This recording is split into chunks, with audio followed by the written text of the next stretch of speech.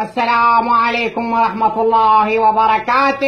يا شيعة الحسين، مبارك عليكم بهذه المعجزة التي عجز عنها الوهابيون الناصبيون قاتلهم الله.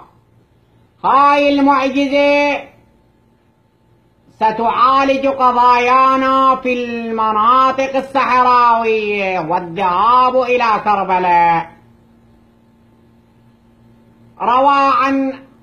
كما رواه عن الفائز بن آية الله بن لمبه الكهربائي وعن ناقة بنت جمل زوجة الناق أنهم اكتشفوا شيعة الإمام الحسين. شنو اكتشفوا هاي الإمامة المباركة، الإمامة الصحراوية التي إذا حملها الشيعي على رأسه فإنها تتحول إلى خزان من الماء السفري. شنو هالمعجزة؟ شنو هالمعجزة يا الحسين مبارك عليك؟ شنو يا أبي عبد الله الحسين؟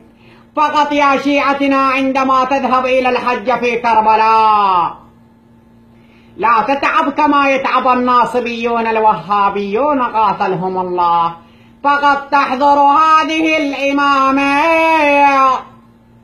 وتحضر هذه الشبيباية ثم تقول باسمك اللهم باسم الحسين مدد بالماء فإننا في الصحراء، فأغلب هذه الإمامة إلى خزان من الماء يا الله يا حسين يا زهرة، ثم تحطها على شفتيك وتقول بسم الله مدد يا الحسين، مدد مدد مدد يا شيعي، مدد يا الحسين، بسم الله بسم الله بسم الله.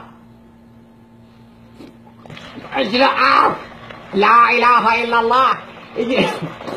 الإمامة الصحراوية التي راح منها كما جاءت تمطر الماء وانقطعت الدينما انقطعت دينما.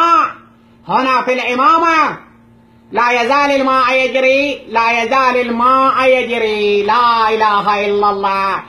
إذا يا شيعة الحسين مبارك عليكم بهذه المعجزة، ونلتقيكم بمعجزة أخرى إن شاء الله.